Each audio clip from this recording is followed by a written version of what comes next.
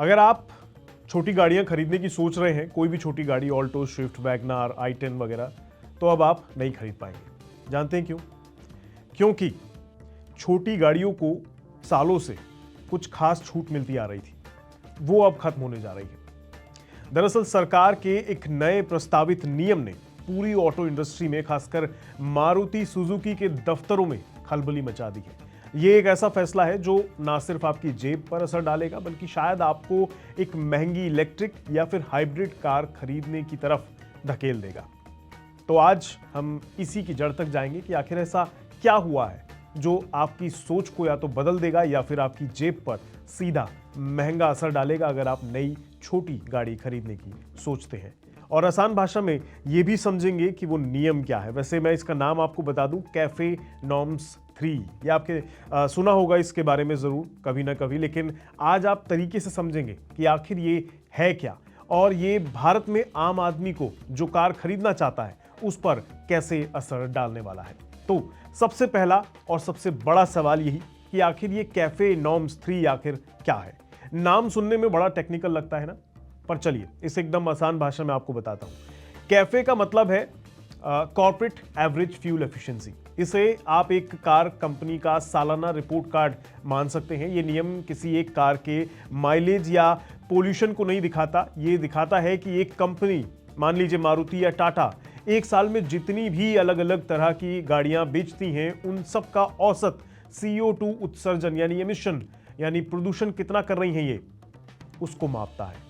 एक कंपनी की सभी गाड़ियां जो एक साल में सेल की गई हैं वो कितना प्रदूषण कर रही हैं उसको मापता है ये। और इस चीज पर सरकार एक लिमिट तय कर देती है और कंपनियों को अपनी सभी गाड़ियों की बिक्री को मिलाकर उस औसत लिमिट के नीचे रहना होता है। अगर वो ऐसा नहीं कर पाती तो उस पर भारी जुर्माना सरकार की तरफ से लगा दिया जाता है। तो ये है कैफे नॉर्म्स। ठीक है, भारत में कैफे नियम 2017 में लागू हुए थे। पहला फेज 2017 में आया था और दूसरा फेज 2022 में आया था, जिसमें औसत जो उत्सर्जन है यानी एमिशन का जो लक्ष्य था, टारगेट था, 113 ग्राम प्रति किलोमीटर रखा गया था। और अब सरकार अप्रैल 2027 से इसका तीसरा और सबसे सख्त फेज यानी कैफे 3 लागू करने की तैयारी में है। इसका मकसद एकदम सीधा और साफ है, गाड़ियों को और ज्यादा फ्यूल एफिशिएंट बनाना, पेट्रोल डीजल पर देश की निर्भरता कम करना और प्रदूषण को घटा देना। देखने सुनने में तो ये बहुत अच्छा लगता है ना? साफ हवा, कम प्रदूषण, किसे नहीं चाहिए? सबको चाहिए। हमारे खासकर दिल्ली NCR में तो प्रदूषण आप देख ही रहे हैं। तो इसकी तरकार तो है, लेकिन असली कहानी तो डिटेल्स में छिपी हुई होती है। और इस नियम की सबसे बड़ी डिटेल जिसने पूरी इंडस्ट्री को हिला भी दिया है वो छोटी गाड़ियों से जुड़ी हुई है। अब आते हैं कहानी के सबसे बड़े ट्विस्ट पर। कुछ समय पहले तक कैफे 3 के ड्राफ्ट में छोटी और हल्की गाड़ियों को कुछ रियायत देने का प्रस्ताव था। तर्क ये था कि ये कारें पहले से ही काफी फ्यूल एफिशिएंट होती हैं और इनसे और ज्यादा एफिशिएंसी निकलवाना बहुत मुश्किल और खर्चीला काम है। एक ड्राफ्ट में प्रस्ताव था कि 909 किलो से कम वजन वाली छोटी पेट्रोल गाड़ियों को नियमों में थोड़ी राहत दी जाए और यहीं से सारा खेल शुरू हुआ। भारत में इस वजन की छोटी कारों के बाजार पर किसका दबदबा है? एक ही नाम है, मारुति सुजुकी। उनकी ऑल्टो K10, एस्प्रेसो, वैगनार जैसी कई गाड़ियां इसी कैटेगरी में आती हैं। जैसे ही ये छूट का प्रस्ताव सामने आया, इंडस्ट्री में मानो दो गुट बन गए। टाटा मोटर्स, महिंद्रा और किया जैसी बड़ी कंपनियों ने इसका जोरदार विरोध किया। उनका तर्क था कि ये नियम सिर्फ एक कंपनी को फायदा पहुंचाने के लिए लग रहे हैं। उन्होंने कहा कि भाई, जब बड़ी और भारी SUV को सख्त नियमों का पालन करना पड़ रहा है तो छोटी गाड़ियों को ये खास छूट क्यों दी जा रही है? कुछ ने तो ये भी चिंता जताई कि इससे कंपनियां हल्की और शायद कम सुरक्षित कारें बनाने पर जोर देंगी, जो सरकार के सेफ्टी स्टैंडर्ड्स बढ़ाने के लक्ष्य के ही खिलाफ जाएगा। इस विरोध के बाद ऐसा लगता है कि सरकार ने अपना मन बदल लिया है। हाल ही में जो नया ड्राफ्ट प्रधानमंत्री कार्यालय यानी PMO में समीक्षा के लिए भेजा गया, उसमें से छोटी गाड़ियों के लिए ये छूट पूरी तरह से हटा दी गई है और यही मारुति सुजुकी के लिए सबसे बड़ा झटका है। इसका सीधा मतलब यह है कि अब चाहे 750 किलो की ऑल्टो हो या फिर 1500 किलो की कोई SUV, सबको एक ही तराजू में तोला जाएगा। मारुति, जिसका पूरा बिजनेस मॉडल ही किफायती छोटी गाड़ियों पर टिका है, अब एक बड़ी मुश्किल में फंस गई है। तो अब सवाल ये है कि इस नियम से आपकी जेब पर क्या असर पड़ेगा। असर सीधा और शायद बहुत बड़ा सा होगा। अब तक मारुति जैसी कंपनियां अपनी छोटी ज्यादा माइलेज वाली गाड़ियों की बिक्री के दम पर अपनी बड़ी कम माइलेज वाली गाड़ियों या जैसे कि ब्रेजा और ग्रैंड विटारा के उत्सर्जन यानी एमिशन को बैलेंस कर लेती थी। लेकिन अब जब छोटी गाड़ियों को छूट ही नहीं मिलेगी, कोई डिस्काउंट ही नहीं है, तो उन्हें इन छोटी कारों को भी और ज्यादा फ्यूल एफिशिएंट बनाना पड़ेगा। और ये कैसे होगा? इसके लिए कंपनियों को अपनी सबसे सस्ती गाड़ियों में भी महंगी टेक्नोलॉजी लगानी पड़ सकती है, जैसे आइडियल स्टॉप और स्टार्ट सिस्टम देना पड़ सकता है, एडवांस इंजन की टेक्नोलॉजी डालनी पड़ सकती है और वजन कम करने के लिए हल्के लेकिन महंगे मटेरियल का इस्तेमाल भी करना पड़ सकता है। कुछ एक्सपर्ट्स का मानना है कि इन बदलावों के चलते एंट्री लेवल की जो गाड़ियां हैं उनकी कीमतों में लगभग 10 से 15% तक की बढ़ोतरी हो सकती है। सोचिए, जो ऑल्टो आज की तारीख में 4 से 5 लाख रुपए की रेंज में आती है, उसकी कीमत 40 से 50 हजार रुपए तक बढ़ सकती है। ये उस खरीदार के लिए एक बहुत बड़ी रकम हो सकती है जो अपनी जिंदगी में पहली कार खरीदने की सोच रहा हो और पाई पाई जोड़कर ये सपना संजोए बैठा हो। वो 2 व्हीलर से शायद 4 व्हीलर पर अपग्रेड होने का सपना देख रहा हो।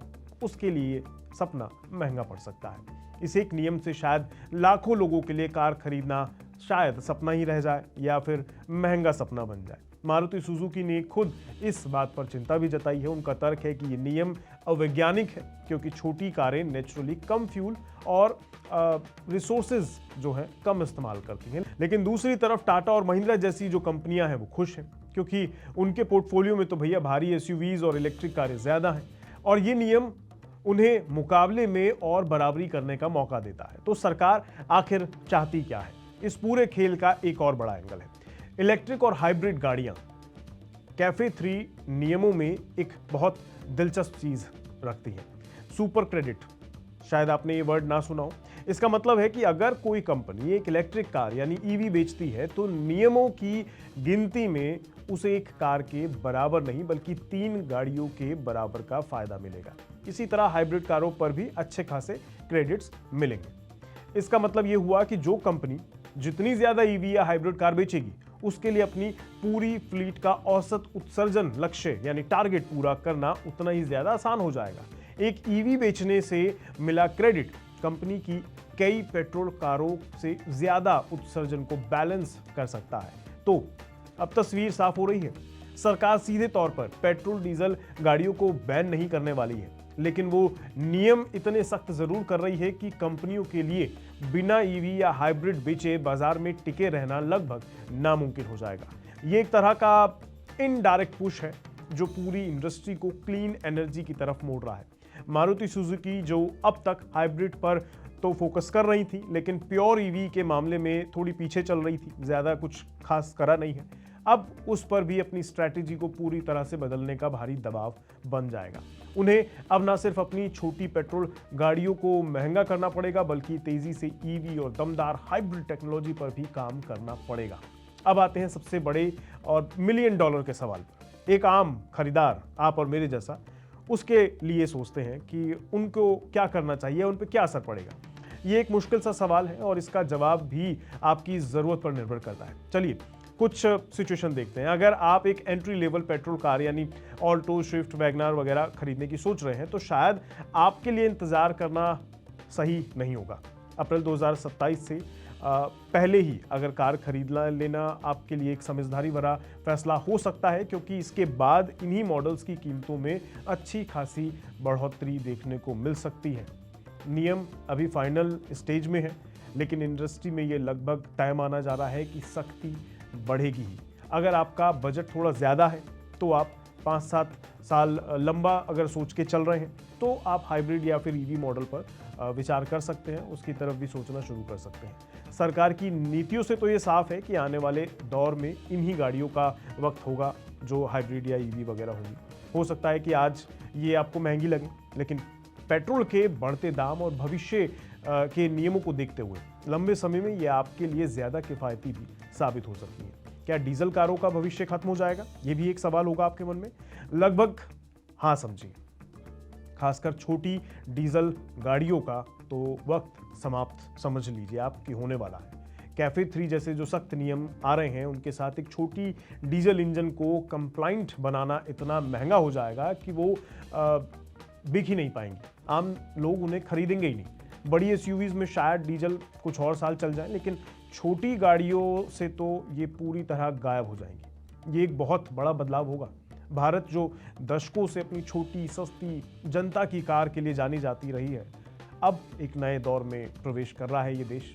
एक ऐसा दौर जहां कारें ज़्यादा साफ सुथरी और टेक्नोलॉजी में एडवांस होती चली जाएंगी, लेकिन शायद उतनी सस्ती नहीं रहेंगी जितना हम आप उम्मीद करते आ रहे हैं। तो इस मुद्दे पर आपका क्या सोचना है, नीचे कमेंट बॉक्स में ज़रूर बताइएगा। बाकी आप अपनी अगली कार कौन सी लेना पसंद करेंगे, पेट्रोल, हाइब्रिड या फिर इलेक्ट्रिक?